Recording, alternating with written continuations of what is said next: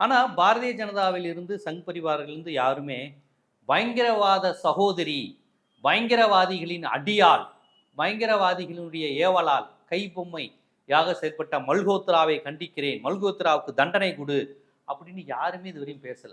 ஜோதி மல்ஹோத்ரா உட்பட 6 பேர். ஆனால் இந்திய நாட்டிற்காக இந்திய கர்னலாக இருந்து இந்த தாக்குதலில், இந்த ஆபரேஷன் சிந்தூர் பாகிஸ்தான் ராணுவத்தை விரட்டி விரட்டி அடித்து ட்ரோனை எல்லாம் காலி செய்து இத்தனை பேரை இந்தந்த இடத்துல 9 தீவிரவாத முகாம்களை காலி செய்திருக்கோம் என்று அப்டேட் கொடுத்துக்கிட்டே இருந்த அந்த இந்திய சிங்கப்பெண், அவர் பேர் சோஃபியா குரேஷி என்கின்ற ஒரே காரணத்திற்காக இந்திய ராணுவத்திற்காக செயல்பட்ட, இன்னும் சொல்ல போனா ஆபரேஷன் சிந்தூரே அவர் தான் நடத்தினாருங்கிற அளவுக்கு அவருடைய பங்களிப்பு அதிகம். அவரை பார்த்து என்ன சொன்னாங்க ஒரு மத்திய பிரதேச அமைச்சர், பயங்கரவாதி தான், பயங்கரவாதிகளுடைய சகோதரி, பாகிஸ்தான் சகோதரி தான், எப்படி உங்கால வச்சே உங்களை அடிச்சோமா அப்படின்னு. அது எப்படி உங்கால ஆவாங்க?